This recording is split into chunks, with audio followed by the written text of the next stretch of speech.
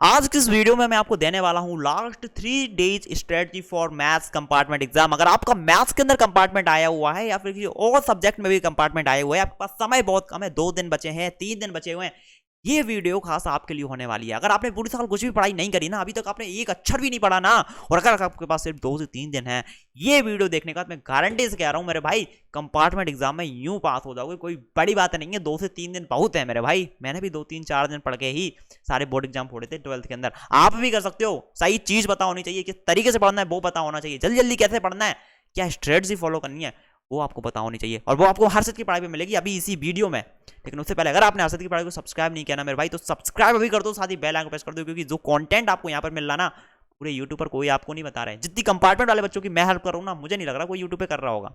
ठीक है, कर रहा है तो भैया बहुत अच्छी बात है। तो सब्सक्राइब कर देना, बेल आइकन प्रेस, अगर पहली बार आ रहे हो वीडियो को लाइक कर सकते हो अगर अच्छा लगे। भैया अच्छा तो वीडियो लगेगा ही, क्योंकि ऐसी चीज़ें बताऊंगा कोई नहीं बताता। आइए वीडियो को स्टार्ट करते हैं। सबसे पहली चीज़, आपको टारगेट पता होना चाहिए, कितने पासिंग मार्क्स चाहिए। अगर आपने पूरी साल कुछ पढ़ाई नहीं करी है ना मैथ्स के अंदर और अब तुम फंस गए हो, अब क्या करें, पासिंग क्राइटेरिया पता होना पड़ा। आपका 80 मार्क्स का एग्जाम होता है मैथ्स का 12th के अंदर, 33% चाहिए होते, मतलब 26 मार्क्स आपको हर हाल में लाने पड़ेंगे 80 में से। और अगर 26 मार्क्स लाने ना, तो कम से कम अगर पूरी साल कुछ पढ़ाई नहीं करी है, 35 से 40 मार्क्स की प्रिपरेशन करके जाना पड़ेगा बहुत अच्छे से। कुछ लोग बोलेंगे अब यहाँ पे, भैया 26 मार्क्स चाहिए, तुम बोल रहे हो 35 मार्क्स का तैयारी करो, 40 का क्यों, हम तो 26 मार्क्स करेंगे। मैं इसलिए बोल रहा हूँ क्योंकि मैं नहीं चाहता मेरे भाई कि आपका कंपार्टमेंट लगे। दिल से आपको सपोर्ट कर रहा हूँ। ठीक है, मैं आपको बोलूंगा कि 26 मार्क्स का केवल पढ़ के जाओ, पास हो जाओगे मेरे भाई, मोटिवेट कर दूंगा। होगा क्या मेरे भाई, गलती से भी अगर तुम्हें एक भी क्वेश्चन नहीं आया या एक भी क्वेश्चन तुम गलत करके आगे, तो 26 मार्क्स नहीं आएंगे तुम्हारे, उससे कम आएंगे, फिर तुम्हारी कंपार्टमेंट लगेगी, फिर से फेल हो जाओगे तुम, पूरी साल बर्बाद होगा। इसीलिए अगर कम से कम 35 से 40 मार्क्स अगर पढ़ के जाओगे ना मैथ्स के अंदर अच्छे से, तो भैया 26 मार्क्स तो यूं चुटकियों में आ जाएंगे। और मैं जो वही खुशी मिलेगी जब तुम कहोगे भैया 26 मार्क्स चाहिए थे पासिंग मार्क्स, लेकिन मैं 30 मार्क्स का सही करके आया हूँ, मैं 35 मार्क्स का सही करके आया हूँ। उन स्टूडेंट की बात करूँ जिन्होंने अभी तक कुछ नहीं पढ़ा, और वो स्टूडेंट जो सब कुछ पढ़ चुके हैं, लेकिन उन्हें भी डर लग रहा है कि कहीं मेरी फिर से कंपार्टमेंट ना लगे, फिर से मैं फेल ना हो जाऊँ। तो मेरे भाई टेंशन मतलब, ऊपर वाले पर भरोसा रखो, आपने पूरा सिलेबस पूरा कर लिया है, डरने की जरूरत नहीं है। ठीक है, वो स्टूडेंट जिन्होंने थोड़ा बहुत पढ़ा है, थोड़ा बहुत नहीं पढ़ा है, कुछ चैप्टर पढ़े हैं, कुछ चैप्टर छोड़ रखे हैं, तो मैं उनको एक ही चीज बोलूंगा कि जितना तुम पढ़ चुके, अगर तुम 50% सिलेबस कर चुके हो ना कंप्लीट, तो वो 50% सिलेबस जो तुम कर चुके हो पूरा, उसको अच्छे से रिवाइज करना है। क्या करना है, रिवाइज, बार बार वही पढ़ते जाओ। और नया चैप्टर अगर तुमको कोई लग रहा है कि तुम कर सकते पूरा, तो वो भी करते जाओ प्रॉपर स्ट्रेटजी के साथ। मैं बताऊंगा अभी आपको कैसे करना है।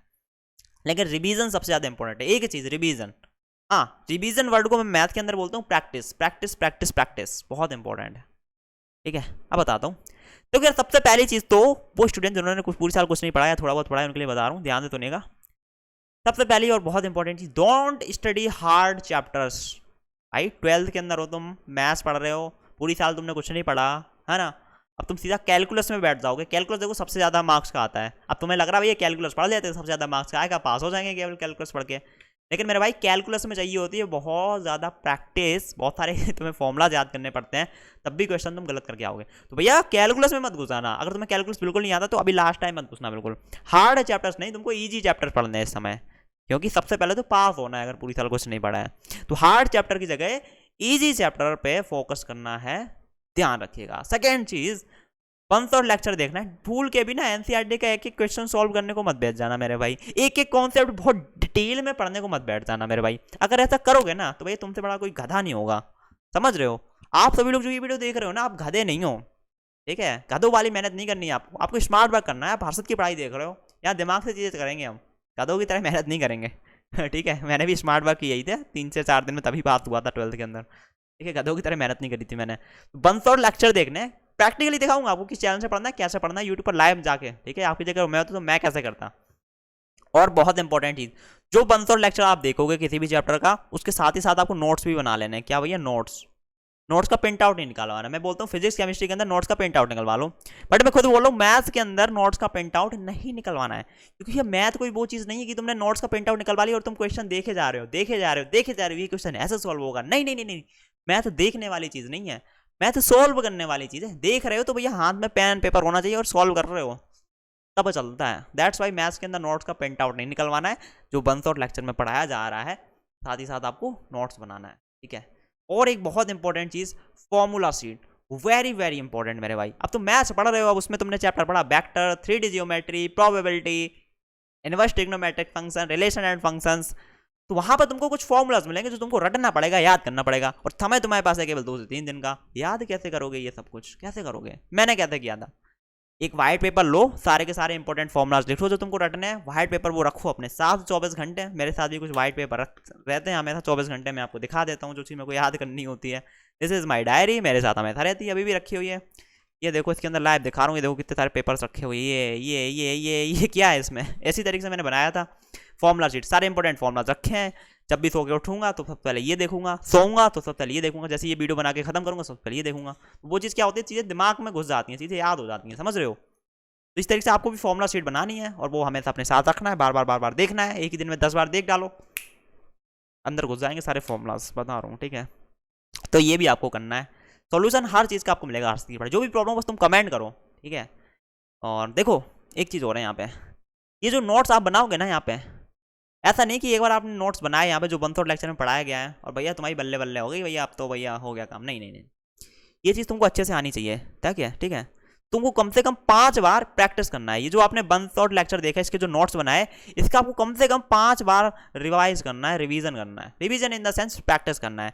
भैया एक बार देख के सॉल्व कर सकते हो, फिर बिना देखे सॉल्व करो, ठीक है? तो बार बार आप जब 5 बार इसका प्रैक्टिस कर लोगे ना, एक बार कुछ बार बिना देखे, कुछ बार देख के, ठीक है, तो क्या होगा, वो चीज़ तुम्हारे दिमाग में घुस जाएगी। जैसे बोर्ड एग्जाम में कुछ वैसे ही क्वेश्चन तुमको देखने को मिलेगा ना, तो तुम्हें कुछ सोचना नहीं पड़ेगा, तुम्हारे हाथ यूं भाग रहे होंगे।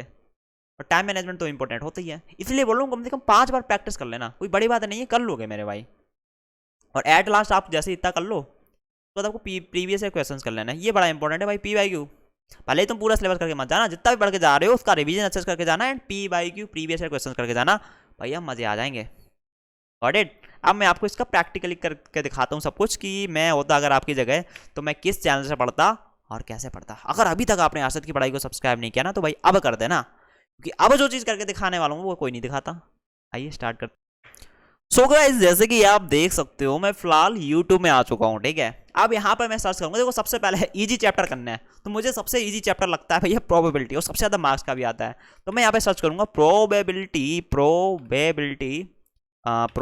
आपके सामने ही कर रहा हूँ, देखो भैया प्रोबेबिलिटी, देखो हर टर्म 2 ही मैंने पहले सर्च किया था, probability class 12th CBSE one thought. आपको वेक्टर पढ़ना है, पहले वेक्टर पढ़ दो, vector class 12th CBSE one thought. Bore हो रहे होगे वीडियो में, यार अरशद भैया क्या पका रहे हो यार, चलो थोड़ा बहुत हंसी मजाक भी करेंगे बीच में।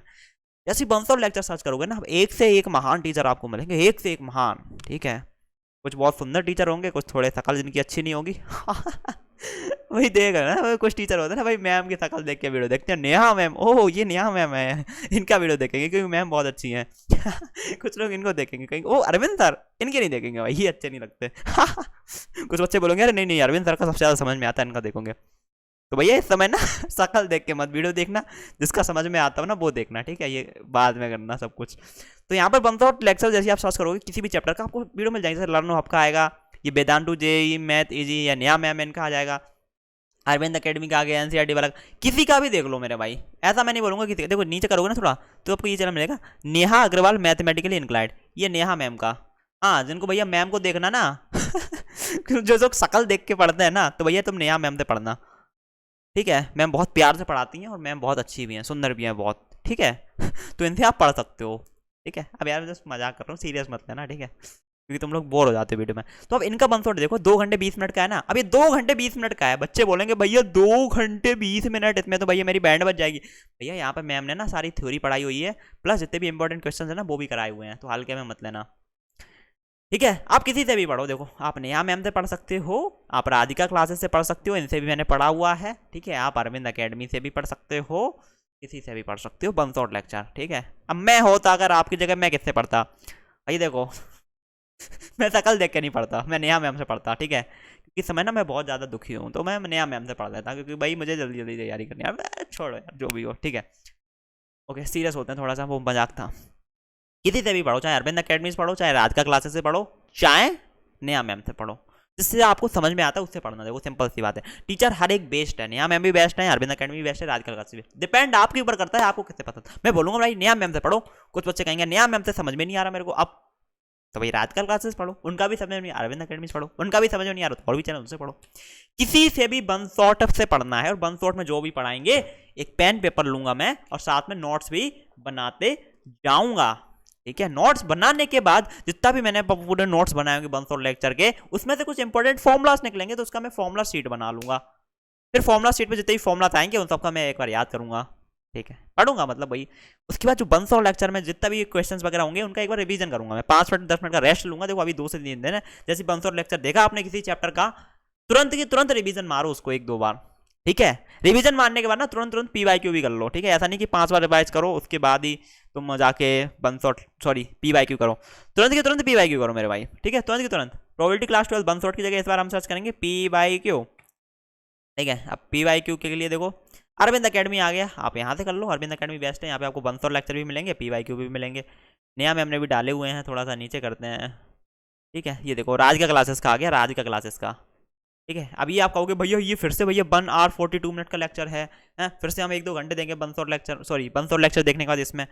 हाँ मेरे भाई आपको देना पड़ेगा, क्योंकि भैया बोर्ड एग्जाम में आपसे क्वेश्चन पूछे जाएंगे, और क्वेश्चन जब करोगे ना तो मैथ्स के अंदर, तो क्वेश्चन में भी तुम्हें बहुत सारे नए कॉन्सेप्ट मिलेंगे, है ना। तो क्वेश्चन भी तुमको बहुत अच्छे से सीरियसली करना है, ठीक है। और जो क्वेश्चन कर रहे हो PYQ, ठीक है, वो आपको नोटबुक पे लिखना भी है, उसका भी रिवीजन करना है 2-3 बार, बहुत इंपॉर्टेंट, क्योंकि क्वेश्चन में भी ना बहुत सारे नए नए कॉन्सेप्ट आ जाते हैं, तो ये बहुत इंपॉर्टेंट है मेरे भाई, ठीक है। आप किसी भी चैप्टर किसी भी वीडियो से PYQ कर सकते हो। ओ हो नया मैम भी आ गई, देख सकते हैं, नया मैम आ गई, नया मैम आ गई, अरे वाह भाई मजा आ गया, नया मैम आ गई, देखो इनने भी डाला हुआ है।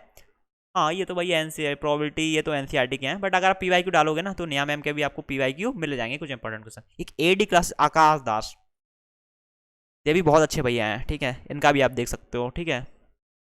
Got it, okay. PYQ देख ली, अब क्या करना है, कुछ नहीं करना है भैया। मैंने अब क्या करना भैया, मैंने एक चैप्टर का क्या किया, 100 लेक्चर देख लिया, नोट्स बना लिए, नोट्स के 2 से 3 बार रिवीजन कर लिया, फॉर्मूला शीट बना लिया उस चैप्टर का जितने भी इंपॉर्टेंट क्वेश्चंस थे, सॉरी इंपॉर्टेंट फॉर्मुलाज थे। उसके बाद मैंने PYQ भी कर लिए। अब क्या करना है, कुछ नहीं करना, अब नया चैप्टर पढ़ना है इसी स्ट्रेटजी से। सबसे पहले 100 लेक्चर देखेंगे, साथ में नोट्स बना लेंगे मैथ्स के अंदर, उसके बाद हम रिवीजन करेंगे नोट्स का, ठीक है। रिवीजन इन द सेंस भाई प्रैक्टिस लिख लिख के, थोड़ा सा देख देख के, ठीक है। उसके बाद हम PYQ कर लेंगे, बस वही है। नया चैप्टर पढ़ो और पुराना पढ़ते जाना, ऐसा मत करना कि नया चैप्टर मतलब पुराना चैप्टर जो तुम पढ़ चुके हो उसको तुम भूलते जा रहे हो, नया चैप्टर पढ़ते जा रहे हो, ये बहुत इंपॉर्टेंट है। रिवीजन करते जाना, नया चैप्टर पढ़ रहे हो ना जितने टाइम में, उतना टाइम तुमको इसमें भी देना है, क्योंकि पुराना चैप्टर मैं भूलूँ ना, कोई फायदा नहीं, पुराना भूलते जा रहे हो, नया पढ़ते जा रहे हो, इसलिए रिवीजन करते जाना विद टाइम। इसलिए बोलूँ कम से कम 5 बार रिवीजन करना है आपको, जो भी पढ़ रहे हो, ठीक है, करते जाना आराम से। बाकी और कुछ डाउट हो, कुछ भी पूछना हो, कुछ भी प्रॉब्लम हो, आप नीचे कमेंट करो, हर्षित भैया उस टॉपिक पर वीडियो बना देंगे। ठीक है, इस वीडियो में इतना ही गाइस, आई होप आपको पसंद आया होगा, और नया मैम कैसी लगी बताना नीचे कमेंट बॉक्स में, ठीक है। नया मैम एक बार देखना, देखा होगा बहुत सारे बंदों ने, ठीक है।